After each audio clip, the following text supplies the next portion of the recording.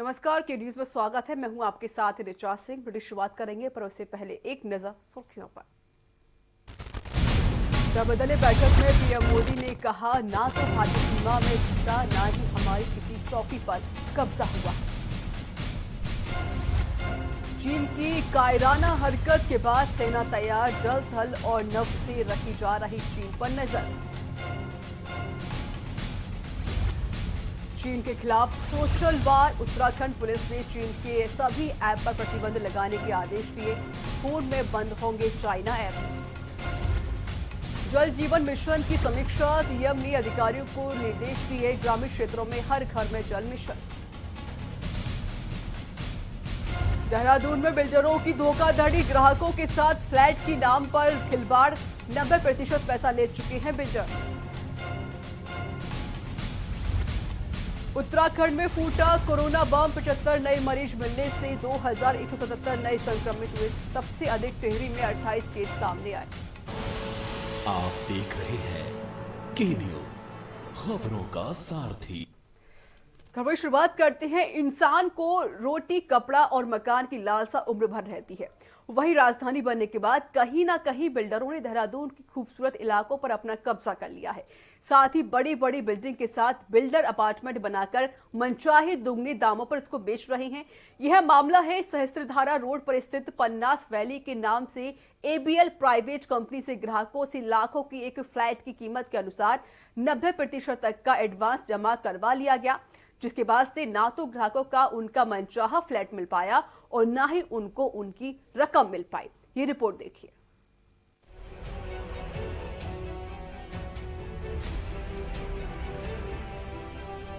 इंसानों को रोटी, कपड़ा और मकान की लालसा उम्र भर रहती है। वहीं राजधानी बनने के बाद कहीं ना कहीं बिल्डरों ने देहरादून के खूबसूरत इलाकों पर अपना कब्जा कर लिया है। साथ ही जहां पर बड़ी बड़ी बिल्डिंगों के साथ बिल्डर अपार्टमेंट बनाकर फ्लैट मनचाहे दामों पर बेच रहे हैं। मामला सहस्त्रधारा रोड पर स्थित पन्नास वैली के नाम से शुरू हुई एबीएल कंपनी का है, जहां ग्राहकों से फ्लैट की कीमत के अनुसार 90% तक का एडवांस जमा करवा लिया है। लेकिन ना तो ग्राहकों को उनका मनचाहा फ्लैट मिल रहा है और ना ही उनको उनकी रकम वापस मिल रही है। आज लोग बैंकों की ईएमआई दे रहे हैं। अब तक 100 से ज्यादा परिवार इस प्राइवेट कंपनी के चंगुल में फंस चुके हैं। हर बार बिल्डरों की तरफ से मुलाकात करने का आश्वासन मिलता आया है, लेकिन अभी तक किसी भी समस्या का निवारण नहीं हो पाया। जब के न्यूज की टीम ने कंपनी के लोगों से बात करना चाही तो कंपनी के अधिकारी कैमरे से बचते हुए नजर आए।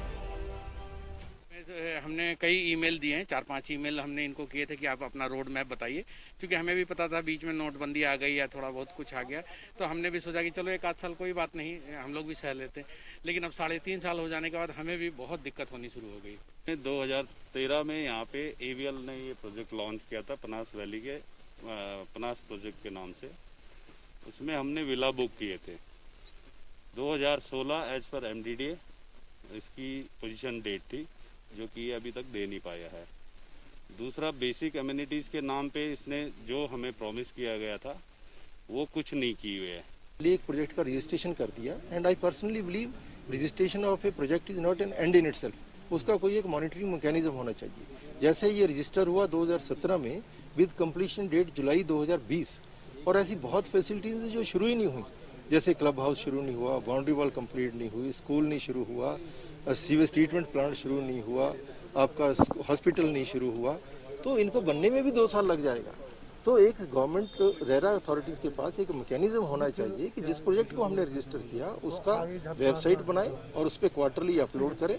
अगर स्टाफ की कमी है वो थर्ड पार्टी इंस्पेक्शन एजेंसी लगाए, हायर करें। जो भी उनके 60, 70, 80 प्रोजेक्ट चल रहे हैं उनकी वो क्वार्टरली उनसे रिपोर्ट मांगे। अपना पैसा और फ्लैट सालों से मांग रही है पीड़ित। अब इस वैली की सुरक्षा को लेकर भी सवाल खड़े कर रहे हैं, साथ ही कानूनी प्रक्रिया से भी अपना हक मांग रहे हैं। देहरादून से के न्यूज के लिए राजेश वर्मा की रिपोर्ट। और इस खबर पर अधिक जानकारी के लिए हमारे साथ विशेष संवाददाता राजेश वर्मा जुड़ चुके हैं, फोन लाइव जुड़ चुके हैं। राजेश वर्मा, राजेश, जिस तरीके से जो लगातार ये खबरें आ रही हैं कि फ्लैट ले लिया गया, ना तो उनको पैसा वापस दिया गया और ना ही उनको मनचाहा फ्लैट दिया गया। और ये मामला कोई अभी का नहीं है, ये मामला 2016 से चला आ रहा है। अगर बात करें कि सैटरडे और संडे को देहरादून बंद रहता है, ना तो जो पीड़ित है वो हमारे स्टूडियो नहीं पहुंच पाए हैं। क्या अभी कोई बातचीत हो पाई है उन लोगों से, क्या कुछ कहना है उनका? बिल्कुल ऋचा, मैं बता दूं विस्तारवाद हम इस जो मामला है इसको बताने की कोशिश जो है वो दर्शकों तक पहुंचाएंगे अपनी बात। और सबसे बड़ी एक समस्या ये है कि आज जो है सप्ताह में 2 दिन का आह्वान जो है मुख्यमंत्री त्रिवेंद्र सिंह रावत ने शनिवार और रविवार का किया है कि बाजार और ट्रैफिक जो है वो पूर्ण रूप से बंद रहेगा, जिसकी वजह से जो पीड़ित वर्ग है वो हमारे स्टूडियो ऑफिस जो है के न्यूज की वो पहुंच नहीं पाया। लेकिन हालांकि वो हमारे संपर्क में है, इस तरीके से उनके वर्जन हम लोगों ने अपने इस खबर में दिखाए हैं। तो ये मामला हम बताते हैं कि ऋचा, ये 2015 और 16 में जो है ये जो वैली है यहाँ का, ये प्रयाग वैली जो है यहाँ का ये मामला है। और इसमें सिलसिलेवार जो 2015 और 16 में ये फ्लैट जो है बन चुके थे, यानी कि बुकिंग चल रही थी और उन बुकिंग को लेकर के यहाँ के जो लोग हैं,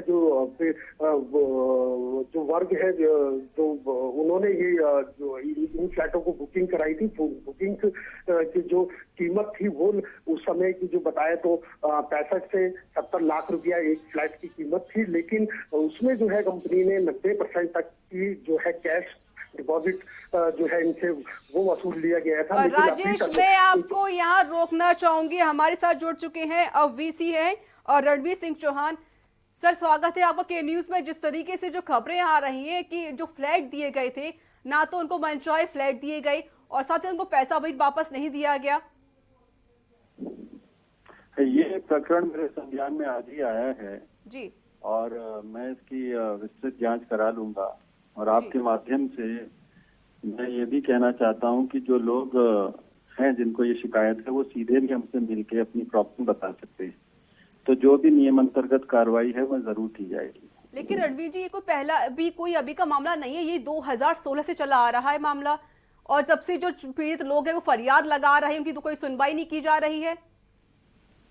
मैडम, ऐसा है कि मैंने अभी पिछले हफ्ते ही ज्वाइन किया है, तो मेरे संज्ञान में प्रकरण आ गया है, मैं इसको दिखवा लूंगा। तो क्या कुछ कार्रवाई करेंगे अब आप? जो भी पहले प्रकरण को मैं देख लेता हूँ, जो भी नियमांतर्गत कार्रवाई होगी तो भी की जाएगी। तो अभी तक आपने कोई कार्रवाई की है या नहीं, या की है तो क्या कार्रवाई की है आपने? मैं आपको बता रहा हूँ कि प्रकरण आज ही मेरे संज्ञान में आया है। मैंने अभी ताजा ज्वाइन किया है, मुझे आज ही पता चला है। पहले मैं इसे दिखवा लेता हूँ। और आपके माध्यम से मैं ये भी कह रहा हूँ कि जिन लोगों को इससे, जो भी लोग इससे जिनको भी दिक्कत हुई है, वो सीधे मुझसे मिल सकते हैं और अपनी बात कह सकते हैं। जी, चलिए, आपका बहुत बहुत शुक्रिया रणवीर सिंह जी हमसे बातचीत करने के लिए। और हमारे साथ देहरादून से भी जुड़े हुए हैं विशेष संवाददाता राजेश वर्मा। राजेश जी, जिस तरीके से अभी हमने रणवीर सिंह से बात की, उन्होंने कहा कि अभी वो इधर आए हुए हैं और पूरा प्रकरण की पहले बार जांच पड़ताल करेंगे, उसके बाद उसकी बातचीत करेंगे वो। जारी तौर पर ये बयान तो जरूर आया है कि उन लोगों को जो है, जो पीड़ित वर्ग है, उनको बुलाया जाएगा और उनसे पूछा जाएगा कि आखिर 2016 का ये मामला है, इन लोगों ने अगर पेमेंट जमा करा दिया है तो उसके बावजूद इन लोगों को इनका आशियाना क्यों नहीं मिल पाया।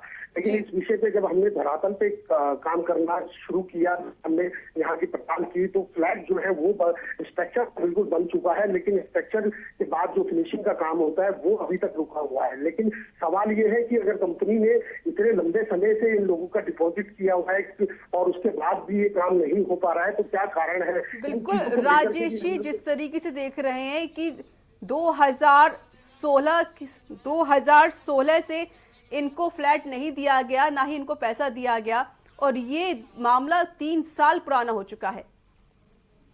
अब बिल्कुल ऋचा, सबसे महत्वपूर्ण बात ये है कि इसमें कई लोग ऐसे भी हैं, 100 परिवार जो है ऐसे हैं कि जिसमें से कुछ ऐसे भी परिवार हैं जो अभी भी अपने किराए के मकान में रहते हैं, उसके बावजूद वो बैंकों की ईएमआई जो है वो लगातार हर महीने भर रहे हैं। लेकिन उनका ये भी मानना है कि जिस तरीके से उस समय नोटबंदी के बाद हम इन लोगों ने फ्लैट लिए हैं, उसके बाद जो जिस तरीके से कमाई इन लोगों की नहीं है इतनी की, लेकिन जिस तरीके से ईएमआई ये हर महीने भर रहे हैं, उसके बावजूद भी है ये अपने मकान का भी किराया दे रहे हैं, जिसपे अभी भी रह रहे हैं, तो कहीं ना कहीं उनके लिए डबल प्रेशर है। वो इस मानसिक उत्पीड़न जो है उनका एक तरीके से वो बतला रहे हैं कि हमारा हो रहा है, क्योंकि फ्लैट जो है वो कंपनी दे नहीं रही है। फ्लैट से हर बार कंपनी जो है बुलाती है डिस्कशन के लिए, लेकिन कोई निष्कर्ष जो है वो सामने निकल कर नहीं आया है। लेकिन फिलहाल हमने कंपनी के डायरेक्टर से बात करने की कोशिश की। कंपनी के एम्प्लॉय जो है वहाँ पर जो मौजूद थे उस वैली में, वहां पर उनसे बात करने की कोशिश की, तो कहीं ना कहीं वो लोग भी कैमरे के आगे जो है वो आने से बिल्कुल भाग रहे थे। तो कई बार हम लोगों ने फोन भी कांटेक्ट किया, उनके जो डायरेक्टर है उनसे बात करने की कोशिश की, तो उन्होंने भी कोई रिप्लाई नहीं दी। अभी भी हमने फोन राजेश जी, डायरेक्टर बात नहीं करना चाहते हैं, कर्मचारी कैमरे के आगे नहीं आ रहे हैं, आखिर वजह क्या है? क्योंकि पैसा तो 90% दे दिया जा चुका है। बिल्कुल ईशा, मैं ये बता दूं कि जहाँ की वैली है वहां पर अगर हम नजारा देखें तो बहुत खूबसूरत नजारा है। बिल्कुल घाटी के बीचों बीच ये वैली है। कहीं ना कहीं जिस तरीके से 2016 में जो इन लोगों ने फ्लैट बुक किए थे और वो अभी तक इनका मालिकाना हक नहीं मिल पाया, तो कहीं ना कहीं अब जो उस जगह की वैल्यू की बात करें तो अगल बगल भी और भी फ्लैट्स बने हुए हैं, अलग अलग कंपनियों के फ्लैट्स बने हैं, तो उसकी कीमत जो है 2 BHK भी करोड़ों रुपए से ऊपर की जा रही है। तो कहीं ना कहीं लगता है कि कंपनी को शायद उस समय 2016 में इन लोगों के साथ जो सौदा किया गया वो शायद आज की डेट में इन लोगों को, कंपनी को लगता है कि वो घाटे का है, जो अभी तक के समीकरण बता रहे हैं। लेकिन फिलहाल की अगर बात करें, क्योंकि ये इन लोगों की मजबूरी है, क्योंकि जो पीड़ित वर्ग है उन लोगों ने पैसा जो है कहीं ना कहीं, बिल्कुल राजेश जी, आपने सही कहा, इन लोगों की मजबूरी बन चुकी है क्योंकि ये लोगों ने पैसा भी दे चुके हैं। आपका बहुत बहुत शुक्रिया अधिक जानकारी देने के लिए। लेकिन बता दें आपको कि MDDA VC रणवीर सिंह चौहान ने इस खबर का संज्ञान लिया है। उन्होंने कहा है खबर अभी आई है, हम इसकी पूरी जांच पड़ताल करेंगे और जो पीड़ित हैं वो हमारे पास आए और अपनी समस्या बताएं।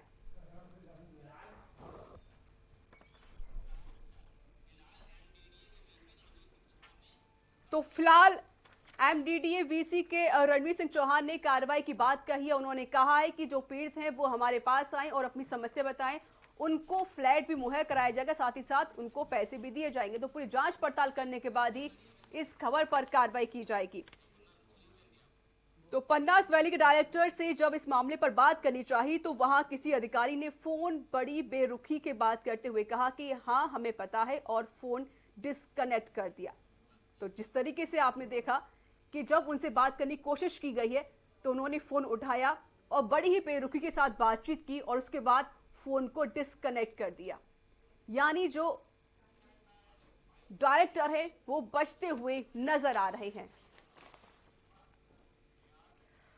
और इस बीच आपको रुद्रप्रयाग से बड़ी खबर बता देती है। रुद्रप्रयाग में बढ़े हैं कोरोना के मरीज, 4 नए कोरोना मरीजों की पुष्टि हुई है। बड़ी खबर रुद्रप्रयाग से, चारों जखोली ब्लॉक के रहने वाले हैं। चारों आइसोलेशन वार्ड में उनको शिफ्ट कर दिया गया है, यानी चारों मरीजों को आइसोलेशन वार्ड में शिफ्ट कर दिया गया है। तो बड़ी खबर रुद्रप्रयाग से, जहां पर 4 और नए कोरोना पेशेंट पाए गए हैं। तो लगातार रुद्रप्रयाग में भी आंकड़े बढ़ते जा रहे हैं। इसी को लेकर स्वास्थ्य विभाग अलर्ट हो गया है और ये चारों मरीज जखोली ब्लॉक के रहने वाले हैं।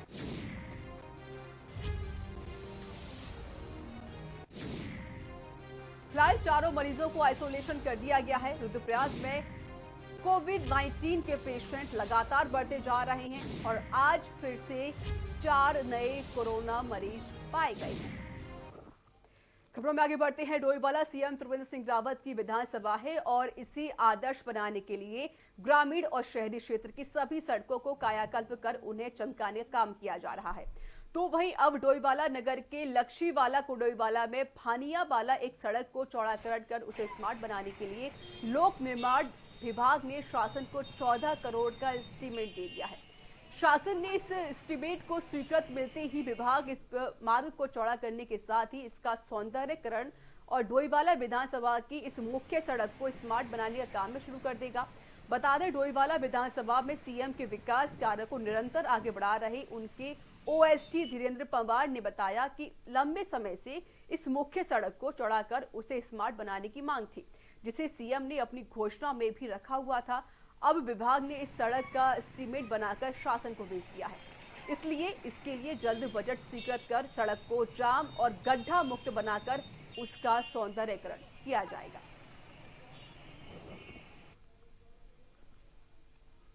बात सही है कि लक्ष्मीवाला से डोईवाला और डोईवाला से भानियावाला इसकी बहुत काफ़ी लंबे समय से इसकी मांग थी। उसको माननीय मुख्यमंत्री जी ने उसका संज्ञान लिया और उसका संज्ञान लेने के बाद विभाग ने 14 करोड़ का इसमें एस्टीमेट तैयार किया है और शासन को एस्टीमेट भेजा है। निश्चित रूप से इसका काम जल्दी शुरू किया जाएगा। उधम सिंह नगर जिले में एक बार फिर से 12 और कोरोना संक्रमित मरीजों की पुष्टि हुई है।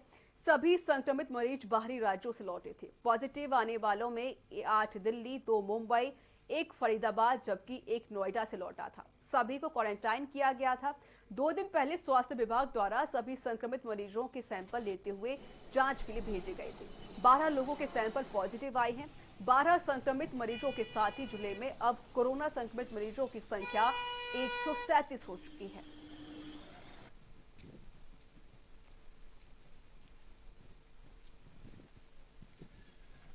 नानक मत्ता में ग्राम साधु नगर में कैलाश नदी पे अवैध खनन के संबंध में सूचना प्राप्त हुई, जिसमें 3 ट्रैक्टर ट्रॉली जो है अवैध खनन करते हुए पाए गए हैं और जिनके विरुद्ध जो है अवैध खनन के तहत जो है कार्रवाई की जा रही है।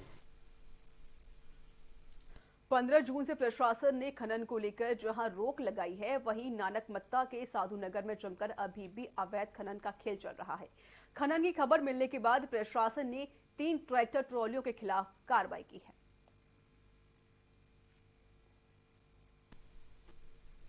नानकमत्ता में ग्राम साधु नगर में कैलाश नदी पे अवैध खनन के संबंध में सूचना प्राप्त हुई, जिसमें 3 ट्रैक्टर ट्रॉली जो है अवैध खनन करते हुए पाए गए हैं और जिनके विरुद्ध जो है अवैध खनन के तहत जो है कार्रवाई की जा रही है। कोरोना महामारी के दौर में नेहरू युवा केंद्र पिथौरागढ़ के स्वयंसेवकों ने गांव-गांव में लोगों को कोरोना के प्रति जागरूक करने में अहम भूमिका निभाई है। नेहरू युवा केंद्र के जिला युवा समन्वयक ध्रुव डोगरा के नेतृत्व में भी ये काम किए गए। ध्रुव डोगरा ने युवाओं की हर विकास खंड में ऐसी टीम तैयार की है जो हर जरूरतमंदों तक मदद पहुंचाने के साथ सरकार के द्वारा दिए गए दिशा निर्देशों का भी पालन करवाएगा, जिसकी सराहना मुख्यमंत्री से लेकर राज्यपाल ने की और सम्मान पत्र दिया।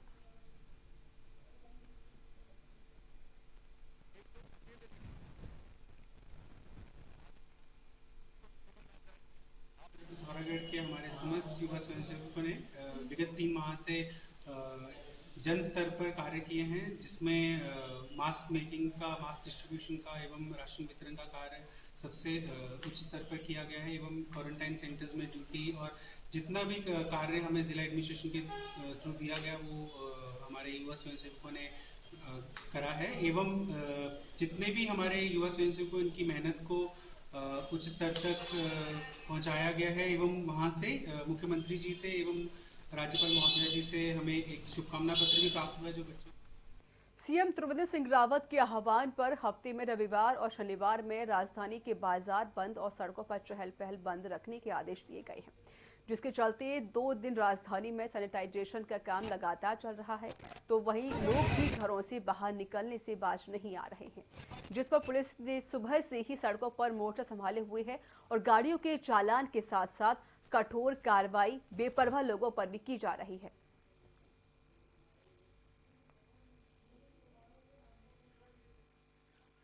देखिए, शनिवार और रविवार का जो 2 दिन का कंप्लीट लॉकडाउन है उसके दृष्टिगत जो सभी दुकानें हैं उन्हें बंद रखा गया है। जितने व्यावसायिक प्रतिष्ठान हैं, बैंक्स हैं, ऑफिसेज हैं, पूर्ण रूप से बंद है।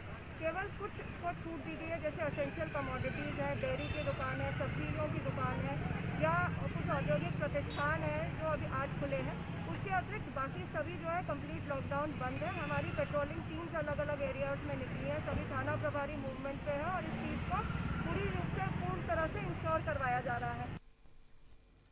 और यहाँ पर तक छोटे से ब्रेक का हौसला है। ब्रेक के बाद जल्द हाजिर होंगे।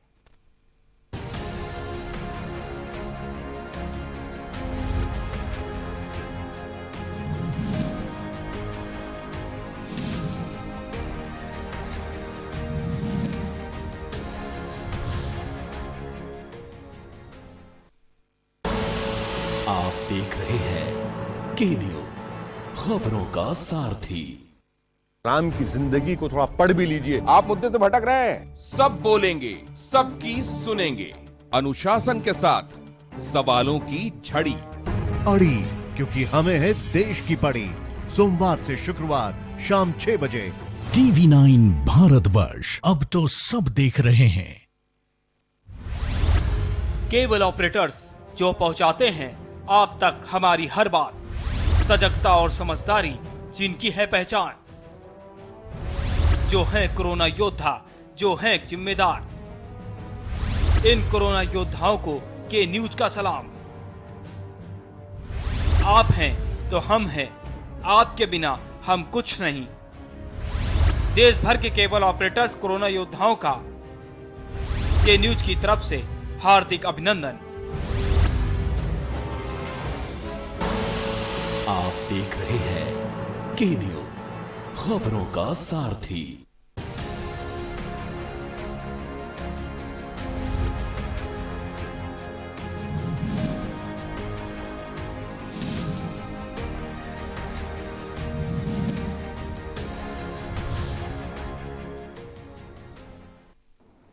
ब्रेक के बाद स्वागत है। सीमांत खटीमा क्षेत्र के किसानों को 1 घंटे की बारिश से बड़ी राहत मिली है। सामान्य तौर पर क्षेत्र के किसान जुलाई के प्रथम सप्ताह में मानसून आने के बाद धान की रोपाई शुरू करते थे, जबकि स्थानीय किसानों ने जून प्रथम सप्ताह में सिंचाई के संसाधनों की उपलब्धता के चलते धान की रोपाई शुरू कर दी है। जून माह में धान की रोपाई के साथ गन्ने की सिंचाई के लिए पानी की आवश्यकता पड़ती है और बारिश से किसानों को बड़ी राहत मिली है। साथ ही एक सप्ताह से उमस भरी गर्मी से भी लोगों को राहत मिली है।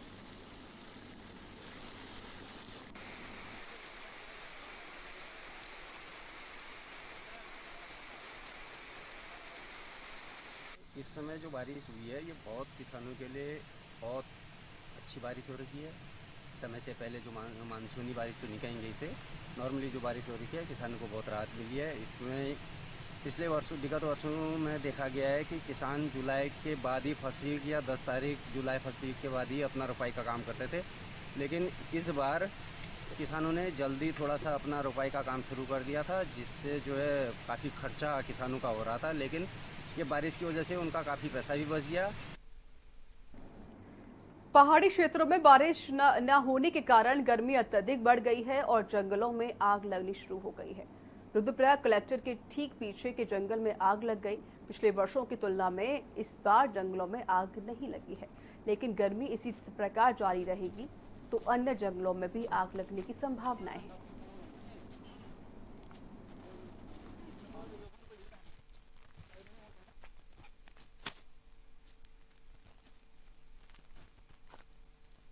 एक्चुअली हमारे पास सूचना आई नहीं थी। जिस टाइम फायर सीजन था 15 जून से पहले, उस टाइम लोकल लोगों ने काफ़ी सपोर्ट किया, फोन किया था जब भी आग लगी थी। लेकिन ये जो आप बोल रहे 2 दिन से आग लगी, इसके ऊपर हमारे ऊपर कोई सूचना नहीं है। जैसे हमारे पास सूचना है वैसे हम मौके से निकल गया था। गन्ने का सीजन ऑफ होने के बाद कोल्हू के मालिक ने अगले वर्ष के लिए गन्ने की खोई इकट्ठा कर रखी थी, लेकिन किसी ने माचिस की तिली दिखाकर खोई के पास डाल दी, जिससे खोई ने आग पकड़ ली और साथ ही साथ देखते ही देखते पूरा जलकर राख हो गया। बता दें, रुड़की के पोहाना गांव में अधिक संख्या में कोल्हू लगे हुए हैं, जहां पर क्षेत्रीय किसान भारी मात्रा में गन्ना बेचते हैं। अचानक खेत में लगी आग से हड़कंप मच गया।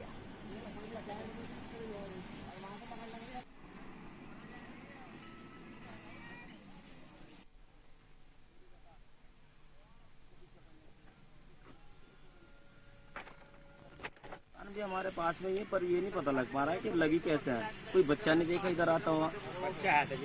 बच्चे बड़े हमारे जो बड़े चाचा हैं वो बता रहे हैं कि बच्चे इधर आए हैं, तो शायद हो सकता है कि बच्चों की वजह से आग लगी हो, ऐसा। आज पूरा देश लद्दाख के चाइना बॉर्डर पर भारतीय सैनिकों के साथ हुई अमानवीय घटना से दुखी है और चीन को सबक सिखाने की मांग पूरे देश में उठ रही है। साथ ही लोग अब चाइना के सामान को भारतीय बाजारों में प्रतिबंधित करने की मांग कर रहे हैं, क्योंकि देश अब अपने सैनिकों की शहादत का बदला चाहता है। तो वहीं उत्तराखंड सैन्य बाहुल क्षेत्र है, इसलिए यहाँ के लोग चाहते हैं कि अब की बार चीन और उसकी सेना को मुंहतोड़ जवाब देकर अपने जवानों की शहादत का बदला लिया जाए।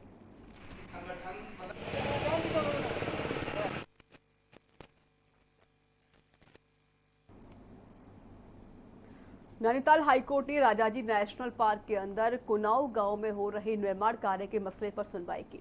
कोर्ट ने कहा रिजर्व फॉरेस्ट भूमि में किसी तरह का कब्जा नहीं किया जा सकता। साथ ही कोर्ट ने अवैध कब्जाधारियों को हटाकर 1 जुलाई तक रिपोर्ट पेश करने के सख्त आदेश दिए हैं। मामले की सुनवाई मुख्य न्यायाधीश रमेश रंगनाथन व न्यायमूर्ति आरसी खुलबे की खंडपीठ में हुई।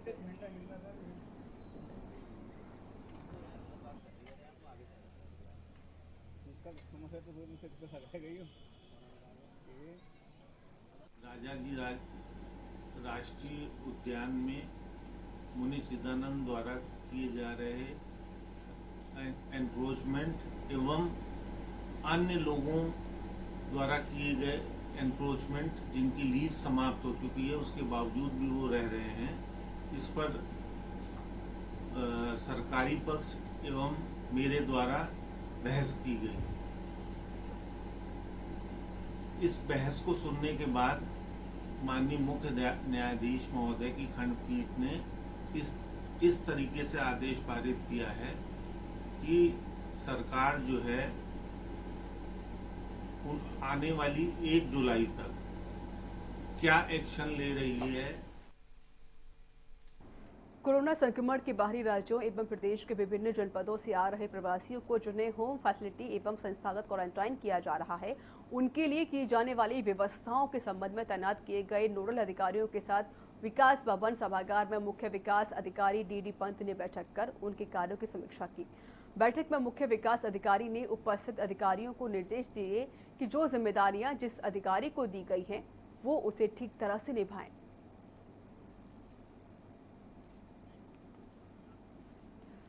तो इसी के साथ उत्तराखंड के बुलेटिन में इतना ही। नमस्कार।